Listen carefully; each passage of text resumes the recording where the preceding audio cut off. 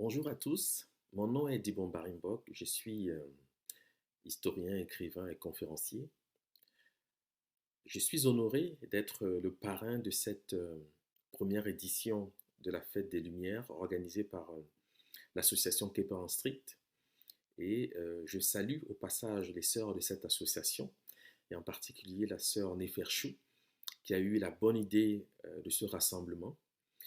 Je vous félicite d'avoir fait le choix de ce rassemblement communautaire, car de tels rassemblements ont l'avantage de- d'améliorer notre connaissance de nous-mêmes, de nous entretenir sur notre patrimoine culturel, notre patrimoine ancestral. J'aurais personnellement souhaité être physiquement parmi vous, et cela se fera probablement dans une prochaine édition. Vous savez, toute civilisation digne de ce nom commence avec la maîtrise du calendrier, car c'est en maîtrisant le calendrier qu'on commence à converser avec la divinité. Alors nous allons passer aujourd'hui une trentaine de minutes autour des humanités fondamentales et j'ai souhaité aujourd'hui vous entretenir sur le Boli, qui est l'âme du monde. Je gage que c'est une curiosité pour beaucoup d'entre vous, probablement une nouveauté, car ce sont des choses qui n'ont pas souvent été traitées d'un point de vue scientifique avec un arrière-fond euh, basé sur, on va dire, la connaissance de l'Égypte antique. Donc aujourd'hui, nous allons comprendre ce que c'est que le Boli et pourquoi dans le Mandé, donc des pays comme le Mali, la Guinée, on dit que le Boli est l'âme du monde. Voilà, donc c'est le programme que j'ai préparé aujourd'hui pour cet événement de la Fête des Lumières. Alors, l'essentiel de cette communication est basé sur un papyrus qu'on appelle le papyrus Jumilac. Ce papyrus a l'avantage de présenter une image, celle que je décris ici à l'écran, où on reconnaît donc cette divinité que l'égyptologie appelle Thoth, succédée d'Isis, qui font face à une chapelle dans laquelle on reconnaît la nébride. On verra tout à l'heure de quoi il s'agit. Et à l'intérieur de cette nébride se trouvent représentés 13 morceaux. D'accord? Donc pour l'instant, je le dis comme ça, mais on verra dans le détail de quoi il s'agit. Alors, le papyrus Jumilac, du nom d'Odet Jumilac, qui a été vendu au musée du Louvre en 1945, est une monographie religieuse d'époque ptolémaïque dont l'intérêt premier vient du fait qu'il s'agit pour les prêtres qui le rédigèrent de consigner les anciennes traditions qui perdaient en vigueur à leur époque en se référant aux documents datant de l'Ancien Empire. Cet extrait présente, comme je l'ai dit, Thoth et Isis qui se tiennent debout devant une chapelle dans laquelle on reconnaît la nébride. Qu'est-ce que c'est que la nébride? La nébride, c'est l'outre de peau contenant les 13 morceaux du corps démembré d'Osiris. Et la nébride, c'est le saint des saints de la religion ou, si vous voulez, de la spiritualité égyptienne. Donc la nébride, je le rappelle encore une fois, c'est une outre de peau, c'est-à-dire une peau dans laquelle ont été rassemblés les 13 morceaux démembrés du corps d'Osiris. Et c'est cette outre de peau qu'on retrouve parfois représentée à l'avant du dieu Osiris lorsqu'il est représenté en gloire, comme sur l'image que vous verrez ici à droite. Voilà. Donc c'est de cela que nous allons parler aujourd'hui. Alors pour la petite histoire, sans aller dans le détail, car peut-être il y en a parmi vous qui ne connaissent pas l'histoire d'Osiris. Osiris, c'est le premier roi de l'Égypte, raconte la tradition, qui a été assassiné, donc tué par son frère qu'on appelle Seth, et dont le corps a été démembré en 14 morceaux. Et Isis, qui va entreprendre une quête à la suite de ce démembrement, va pouvoir rassembler 13 morceaux, le 14e morceau ayant disparu dans le Nil. Voilà ce qu'on peut retrouver aujourd'hui dans la littérature. Et pour plus de détails, je vous renvoie à l'œuvre de Plutarque, donc le traité d'Isis et Osiris de Plutarque, qui rassemble un ensemble de faits qui sauront vous éduquer finalement sur cette passion, la passion d'Osiris. Alors, ce qui est intéressant avec le papyrus Jumilac, et la raison pour laquelle c'est un document d'importance, c'est que le scribe égyptien a pris le soin de nommer cet objet rituelique important, qu'on appelle donc la nébride, cette outre de peau dans laquelle ont été rassemblés les morceaux du corps d'Osiris. Et le nom de cette nébride, tel qu'il paraît donc sur le papyrus, je l'ai reproduit ici à droite pour que vous puissiez avoir une idée juste de ce que c'est. Et donc c'est cette graphie qui va nous permettre de comprendre en quoi consiste finalement cette nébride qui, je le rappelle, est pour l'Égypte antique le saint des saints. D'accord? C'est le corps d'Osiris même qui est rassemblé donc, dans cette outre de peau. Et si vous faites le décompte, vous allez voir que dans cette outre de peau sont représentés 13 morceaux. Donc les 13 morceaux du corps démembré d'Osiris. Donc c'est son nom ici, hein, je le rappelle, qui est illustré de cette façon. Et nous allons, à travers la méthode Kuma, qui est la lecture analytique des hiéroglyphes à partir des langues africaines modernes, découvrir comment s'appelle finalement cet objet rituelique et en quoi il peut finalement consister. Donc nous allons introduire le sujet par un bref rappel pour ce qui concerne la langue égyptienne, puisque nous allons traiter des hiéroglyphes.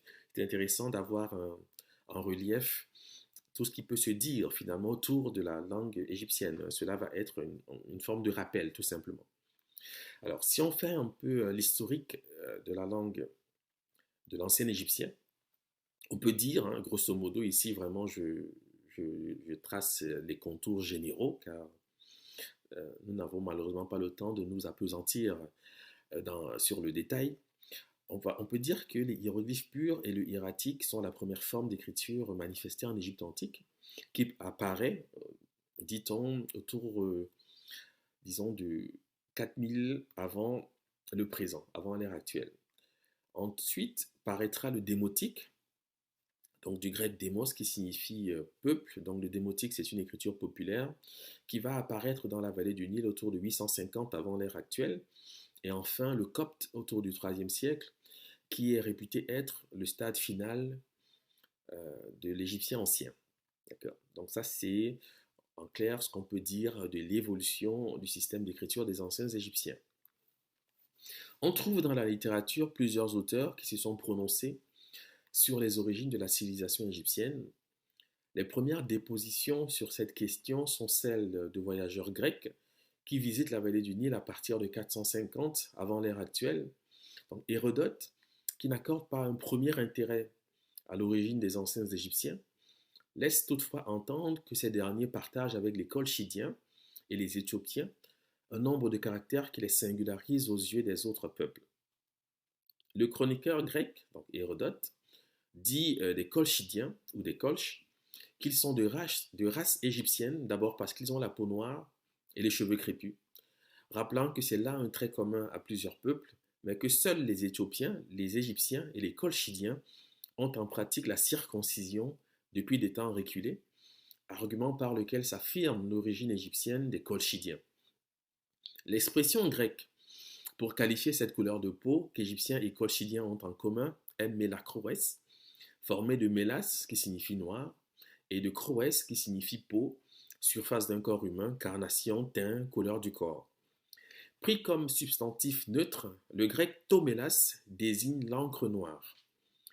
Une vignette égyptienne recopiée par l'égyptologue allemand Karl Lepsius vient en appui aux observations d'Hérodote qui mettent en relief l'identité de phénotype entre Égyptiens et Éthiopiens, c'est-à-dire Nubiens. Alors cette vignette la voici, elle est assez connue puisqu'elle elle constitue en fait la page de couverture de l'œuvre du pauvre Cheikh Anta Diop, Nation Nègre et Culture.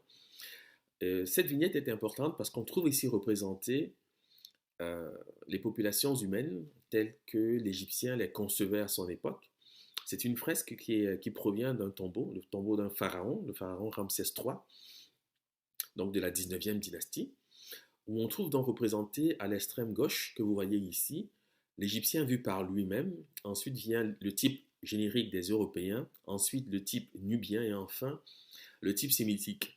Et on observe, en considérant donc cette vignette, que le scribe égyptien ou l'artiste égyptien ne fait aucune différence du point de vue du phénotype entre l'Égyptien lui-même et le Nubien. Donc c'est une information intéressante car ça permet généralement de situer euh, cette population du point de vue phénotype, du point de vue du phénotype, même si naturellement le phénotype n'est rien car la culture est tout. Mais c'est intéressant de savoir finalement de qui nous parlons lorsque nous parlons des anciens Égyptiens, puisqu'il y a encore sur ces questions des débats qui peuvent persister. C'est important de comprendre d'où nous vient la légitimité d'aborder l'écriture des anciens Égyptiens par le biais de la langue, des langues africaines modernes. Voilà, puisqu'il y a un lien qui est finalement génétique. Alors, je vais citer ici un auteur grec qui s'appelle Diodore de Sicile, qui a la particularité d'avoir visité l'Égypte. Il n'en parle pas de loin. Il s'est rendu en Égypte, il a visité l'Égypte d'Alexandrie jusqu'à Thèbes. Il s'est entretenu avec les Égyptiens et les Éthiopiens qui vivaient en Égypte grâce à la ressource d'un interprète. Et il rassemble donc les, euh, les dépositions qu'il a pu, ou en tout cas les informations qu'il a pu obtenir de ce voyage dans un ouvrage qui est appelé la Bibliothèque historique. Donc voilà ce qu'il dit donc à propos des Égyptiens. Il dit: les Éthiopiens disent que les Égyptiens sont une de leurs colonies qui fut menée en Égypte par Osiris.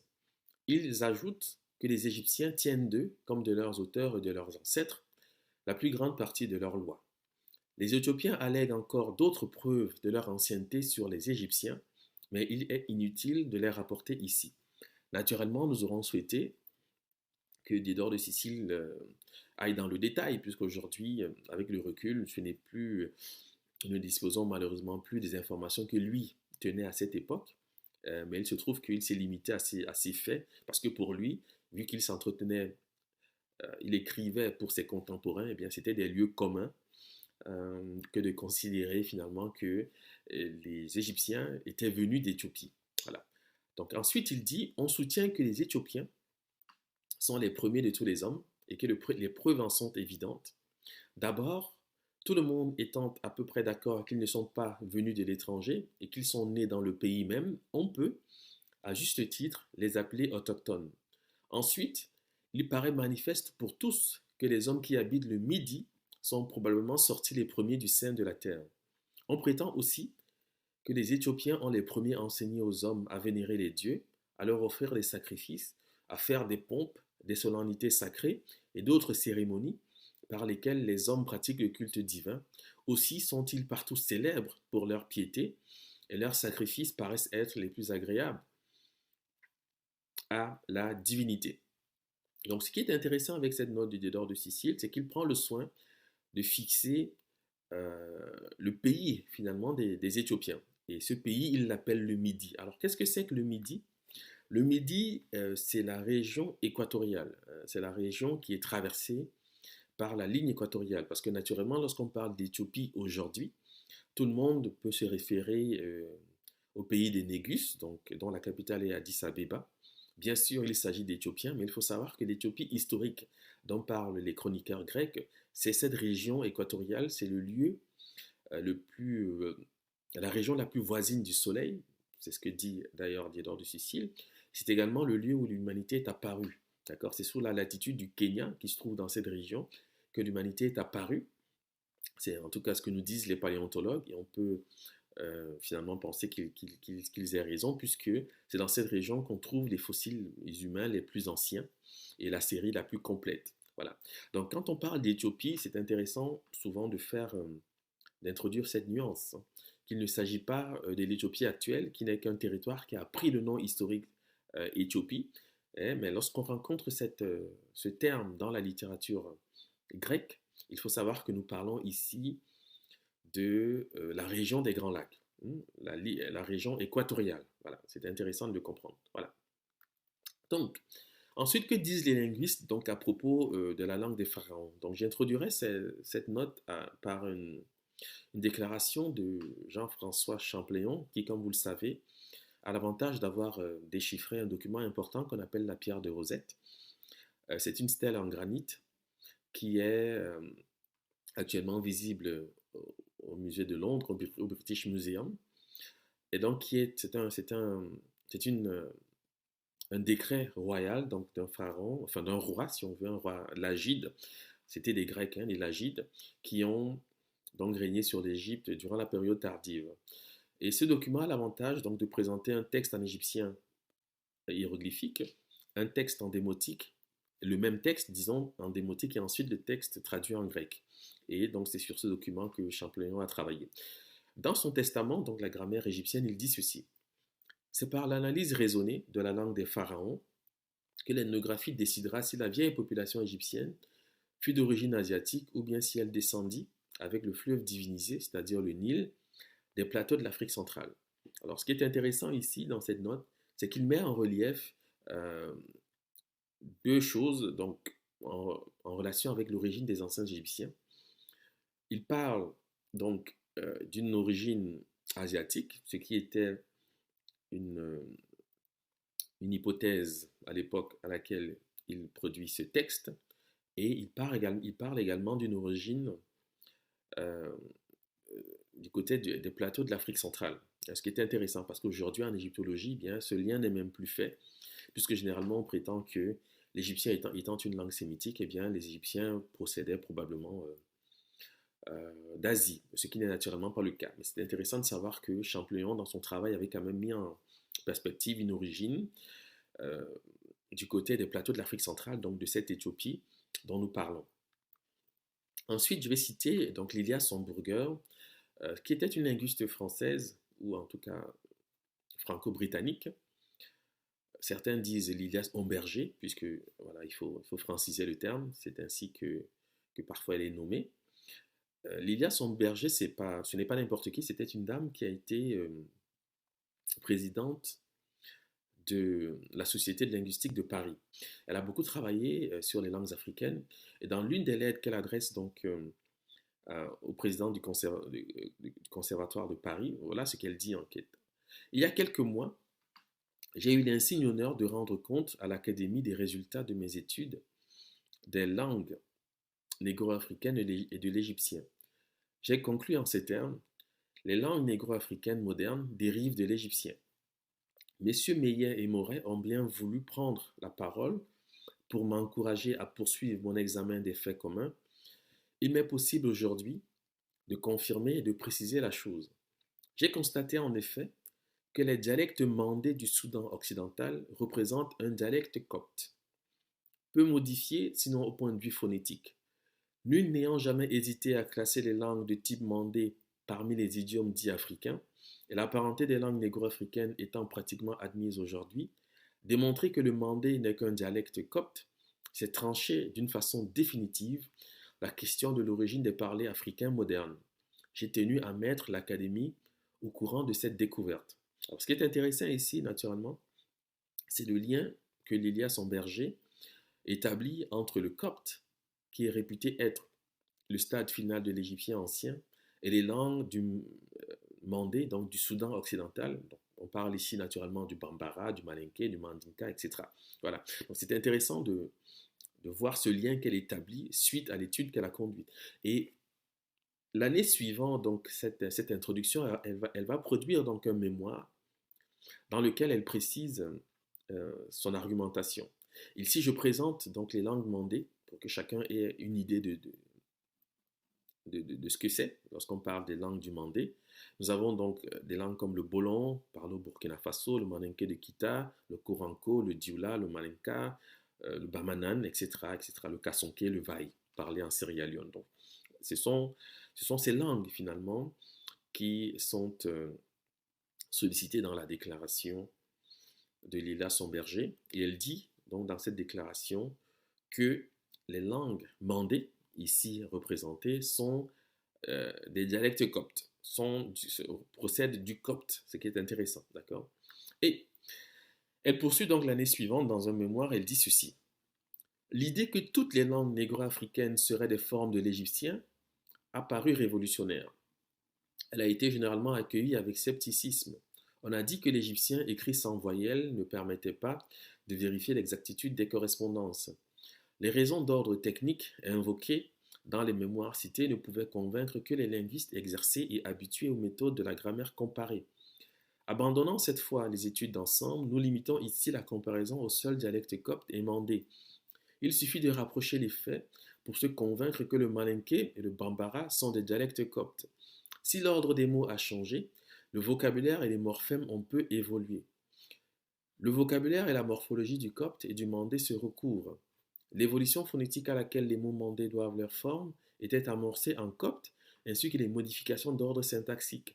Le mandé qu'on cite volontiers comme un exemple typique de langue négro-africaine apparaît avec évidence comme un représentant moderne du copte.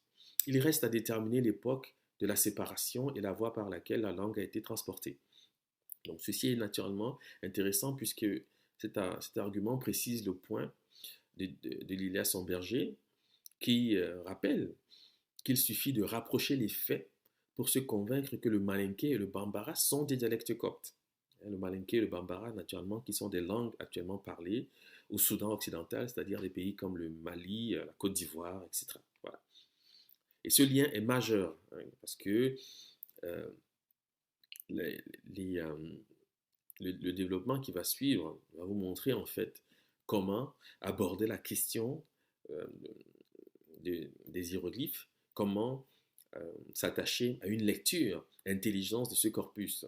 Car vous allez voir une différence notoire entre ce qui est actuellement fait aujourd'hui en égyptologie avec la lecture phonétique et ce que nous proposons avec la lecture analytique, qui est naturellement la méthode Kuma, donc la lecture des hiéroglyphes à partir des langues africaines modernes.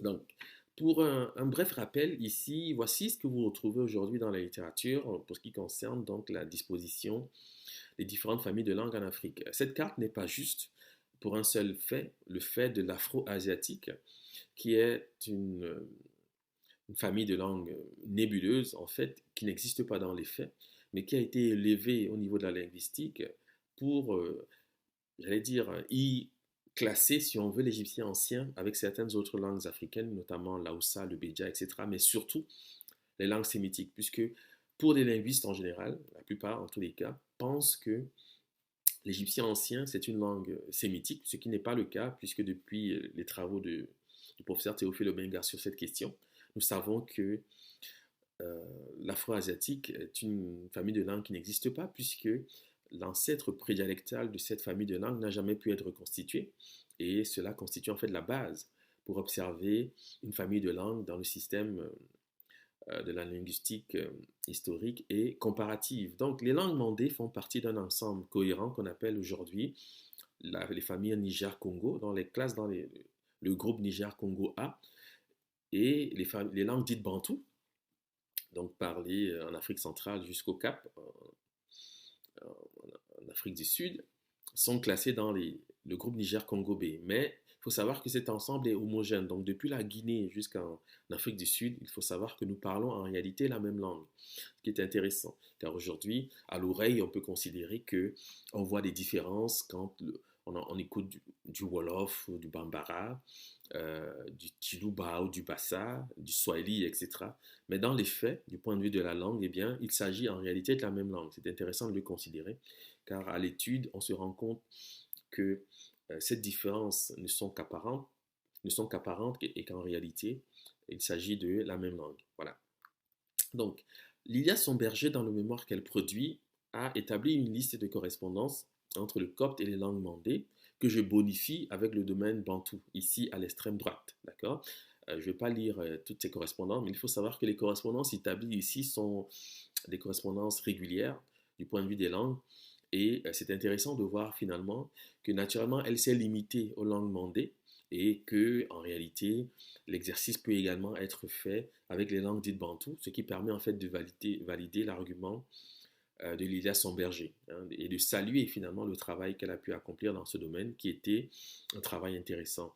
Malheureusement, les linguistes n'ont pas pris le relais Et beaucoup se sont orientés donc vers l'afro-asiatique ou le chamito-sémitique, qui aujourd'hui en fait est un cul-de-sac et qui ne mène à rien de probant du point de vue de la langue des pharaons. Voilà, donc c'est intéressant de savoir que un travail avait déjà été fait. Il faut savoir que le mémoire de Léa Somberger est publié autour de l'année 1929, ce qui est quand même relativement précoce du point de vue des liens qu'on peut faire entre l'Égypte pharaonique et les peuples qui vivent actuellement au sud du Sahara. Voilà. Donc nous allons maintenant parler de la spiritualité égyptienne ou de la religion égyptienne.